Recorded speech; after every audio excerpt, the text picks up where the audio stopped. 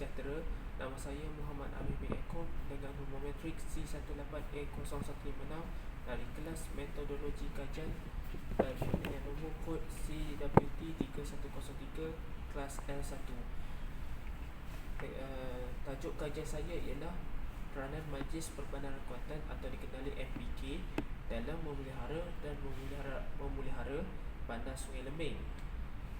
Kebanyakannya tajuk ini kurang diberi perhatian disebabkan tidak mengetahui peranan di sebalik penjagaan bandar, terutamanya adalah melibatkan kerajaan tempatan. Antara sebab saya melakukan kajian ini adalah, yang pertama adalah pemeliharaan suatu bandar boleh dikatakan sebagai aktiviti yang baru dan juga agak asing, terutama dalam kalangan masyarakat. Banyak bangunan warisan yang kita sebenarnya nampak kita nampak dah sebenarnya sudah menjadi bandar warisan. Antaranya adalah Taiping yang dahulunya dikenal sebagai Kelembau. Begitu juga dengan Georgetown dan Melaka. Daripada sebuah pelabuhan kini menjadi sebuah destinasi pelancongan warisan yang terkemuka bukan sahaja di Malaysia tapi di luar negara, hasil pengiktirafan UNESCO.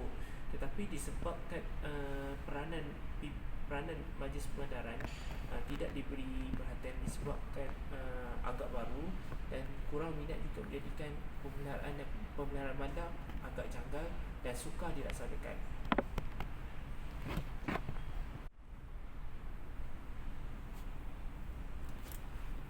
Baiklah, kita seterusnya akan ke bahagian pengenalan pemeliharaan dan pemeliharaan bangunan.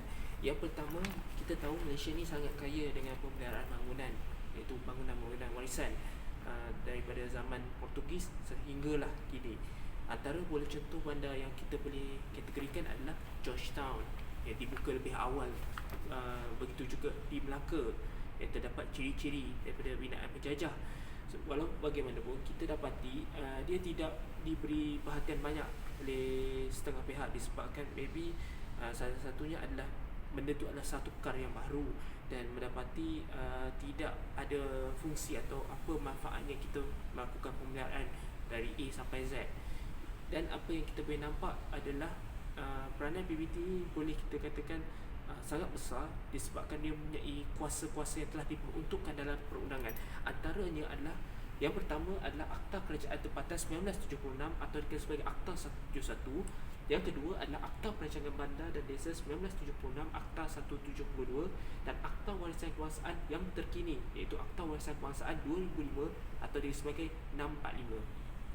Dengan ketiga-tiga akta ini sudah memberi sedikit kuasa kepada terutama pihak berkuasa tempatan, bukan sahaja kepada JMMM, Jabatan Muzium Malaysia atau Jabatan Warisan Negara untuk melakukan sebarang pemeliharaan atau pemeliharaan sesuatu warisan.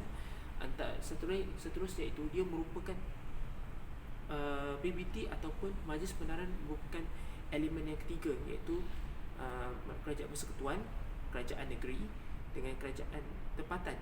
Dia ada ketiga kategori. Majlis Perbandaran terletak di kategori yang ketiga, iaitu tingkat paling bawah sekali, iaitu kerajaan tempatan dalam undang-undang di Malaysia. Seterusnya adalah latar belakang. Latar belakang kita melihat secara ringkas mengenai Sungai Lembing.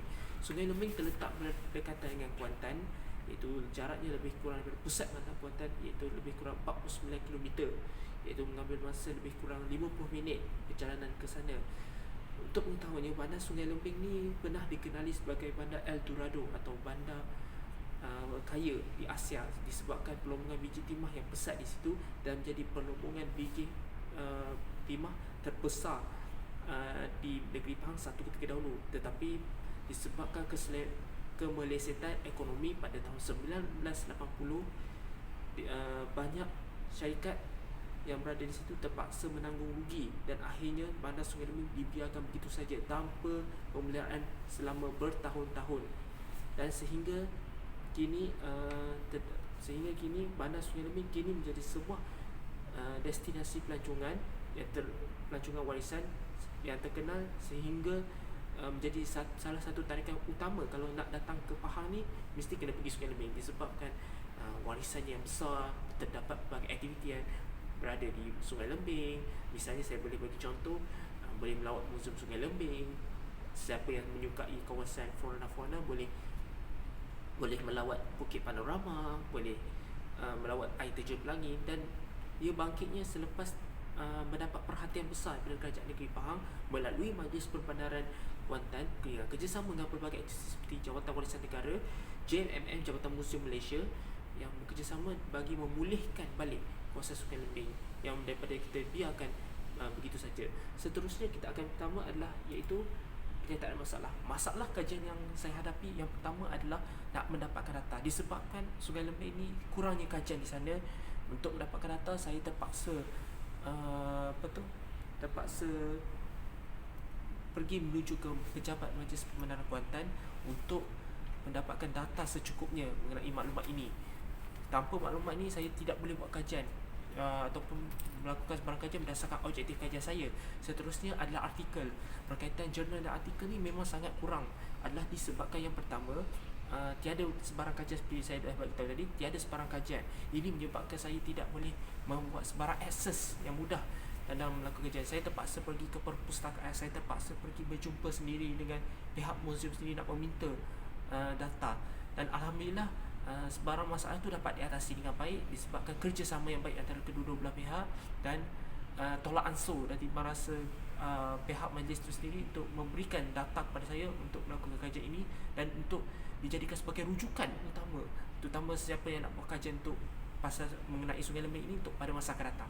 Seterusnya kita akan terus ke persoalan kajian. Persoalan kajian apa yang saya nyatakan adalah yang pertama, kita nak tahu bangunan-bangunan lama yang terdapat di Sungai Lembing.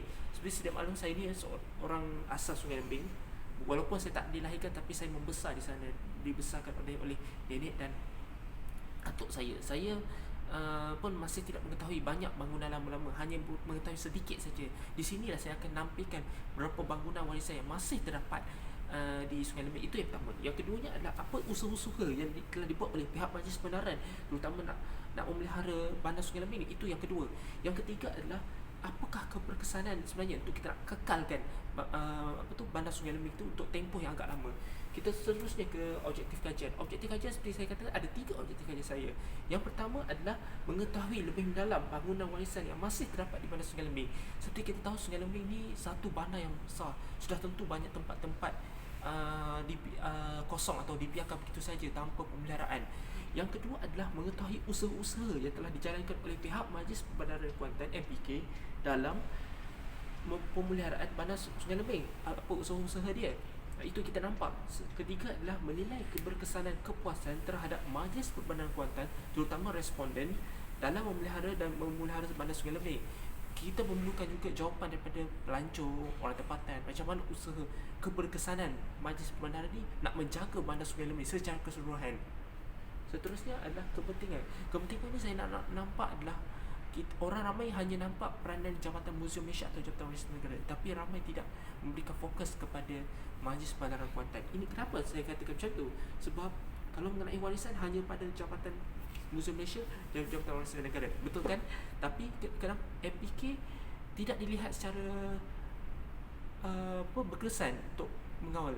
Tapi apabila kita buat kajian ini, kita nampak sebenarnya Majlis Perbandaran yang terletak di peringkat ketiga iaitu Kerajaan Tempatan sebenarnya sangat memainkan peranan penting, terutama dari segi merancang bangunan, melakukan kebersihan, dan melakukan menyediakan pelbagai infrastruktur yang merupakan satu tugasan baru kepada Majlis Perbandaran, terutama Majlis Perbandaran Kuantan, dalam memastikan setiap kawasan pelancongan tu dijaga dengan baik, pemeliharaan bangunan tu dijaga dengan baik, tak kira warisan atau tidak. Sebab itu saya katakan Majlis Perbandaran di bawah Kerajaan Tempatan memainkan peranan penting, bukan sahaja kepada Jabatan Muzium Malaysia ataupun Jabatan Warisan Negara, tetapi Majlis Perbandaran turut memainkan peranan penting dengan melakukan fungsi-fungsi yang telah termaktub dalam undang-undang, yang 3 undang-undang tersebut tadi.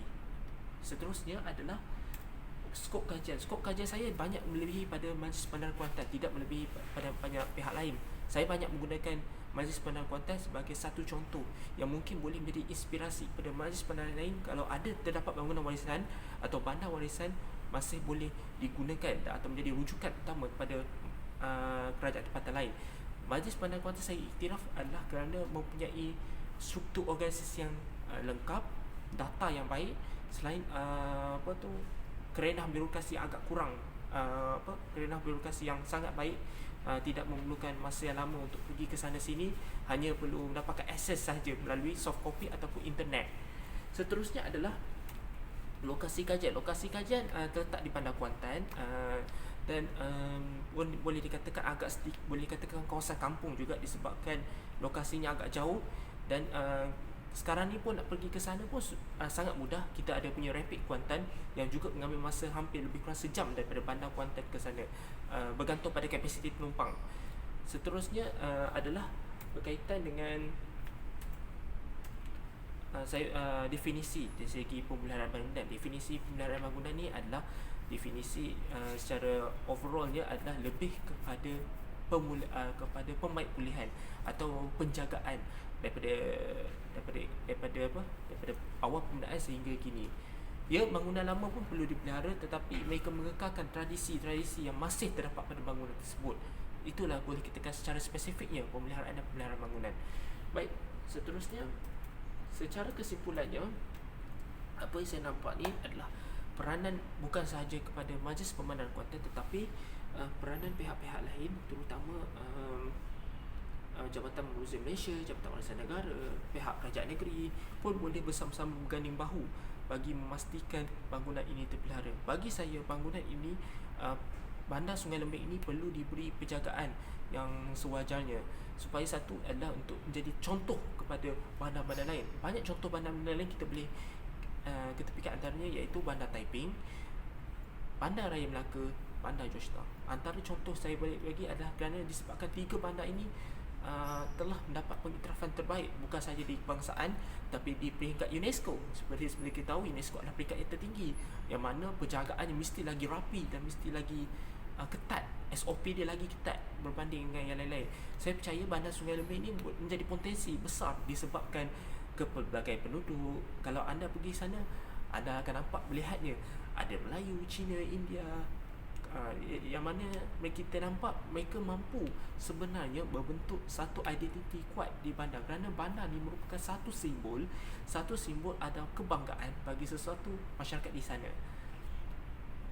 Apa yang saya dapat pelajari adalah kesemua pihak kena bersatu padu, kena memainkan peranan besar, bukan sahaja pada Majlis Pemandangan Kuantan, tetapi semua pihak sekali mesti duduk berbincang, memberi idea dalam memastikan penjagaan tersebut tu kekal untuk pada masa akan datang.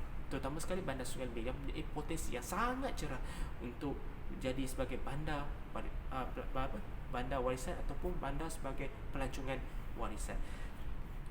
Seterusnya adalah di peringkat akhir sekali adalah di rujukan saya. Rujukan saya mempunyai ada 7 rujukan saya. Rujukan adalah, yang pertama adalah berkaitan dengan Yazid Saleh. Yazid Saleh ni adalah individu yang paling banyak menghuraikan mengenai pemeliharaan dan pemeliharaan bangunan. Disebabkan itu, saya banyak mengambil contoh-contoh daripada dia untuk jadikan sebagai rujukan saya, terutama sekali untuk mencari definisi ataupun apa maksud sebenar pemeliharaan dan pemeliharaan bangunan tersebut. Baiklah, itu saja daripada saya. Sekian, terima kasih.